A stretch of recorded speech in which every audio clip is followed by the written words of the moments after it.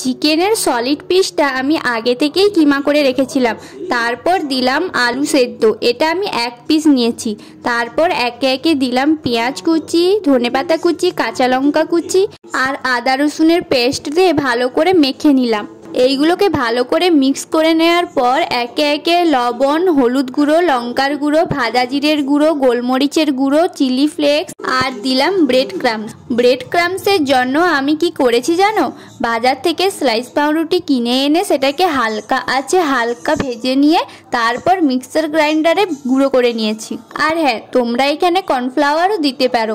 যদি দেখো এটাকে মাখাতে গিয়ে একটু জল জলে হয়ে আছে তখন তোমরা কর্নফ্লাওয়ার দিয়ে দেবে, না হলে দেওয়ার কোনো প্রয়োজন নেই।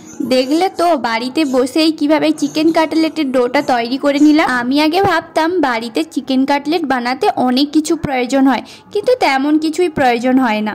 আমি এখানে একটা ডিম নিয়েছি, তোমরা এখানে 2টো ডিম নেবে। আমি কিন্তু জানতাম না যে এখানে কটা ডিম প্রয়োজন হবে, পরে কিন্তু আবার একটা ডিম অ্যাড করেছি। ডিমটার মধ্যে লবণ আর গোলমরিচের গুঁড়ো দিয়ে ভালো করে ফেটিয়ে নেবে। এরপর ডোটা অল্প পরিমাণে নিয়ে হাতের তালুর মাধ্যমে প্রেস করে চ্যাপটা করে নেবে। এরপর ডিমের মধ্যে সেটাকে দিয়ে ব্রেড ক্রাম্বস দিয়ে ভালো করে মাখিয়ে নেবে। আমার একটু টেরা বাঁকা হয়ে গেছে, তোমরা তোমাদের মতোই পছন্দের সাইজ দিয়ে দেবে। তারপর কড়াইয়ের মধ্যে তেল দিয়ে হালকা আঁচে এগুলোকে ভেজে নেব।